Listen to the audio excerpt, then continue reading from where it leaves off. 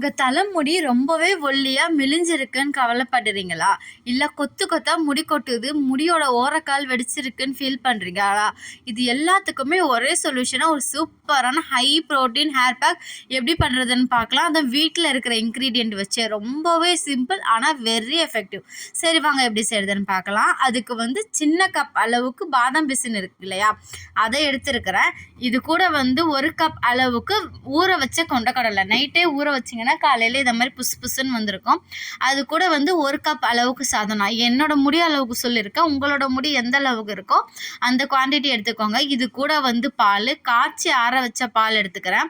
இது எல்லாத்தையுமே இப்போ மிக்சர் ஜாரில் சேர்த்துக்கலாம். பால் உங்கள் முடிக்கு ரொம்பவே போஷாக்கு கொடுத்து முடி அடர்த்தியாக ரொம்பவே யூஸ் பண்ணும். இந்த பாதாம் பிசின் உங்கள் உடல் சூட்டை குறைச்சி தலைமுடி வளர்கிறதுக்கு அவ்வளோ ஹெல்ப் பண்ணும். ஹை ப்ரோட்டீனான கொண்டக்கடலையை நீங்கள் ஹேர் பேக்கில் போடுறதுனால புது முடி வளர்கிறதுக்கு ரொம்பவே யூஸ் ஆகுதுங்க. அது கூட சாதம் எதுக்காக சேர்க்குறேன்னா உங்களோட முடி ரொம்பவே பளபளன்னு ஷைனிங்காக இருக்கும். முட்டையோட நன்மை பற்றி நான் சொல்லணும்னு தேவை கிடையாது, உங்களுக்கே தெரியும். இருந்தாலும் சொல்கிறேன் கேட்டுக்கோங்க. நீங்கள் முட்டையோட மஞ்சக்கரு கூட சேர்த்துக்கலாம். ஸ்மெல் அடிக்கும்னு நினைக்கிறவங்க வெள்ளைக்கரு மட்டும் சேர்த்துக்கோங்க. இந்த முட்டையோட வெள்ளைக்கரு புது முடி வளர்கிறதுக்கும் உங்கள் உடல் சூட்டை தணிக்கிறதுக்கும் ரொம்பவே யூஸ் பண்ணும்.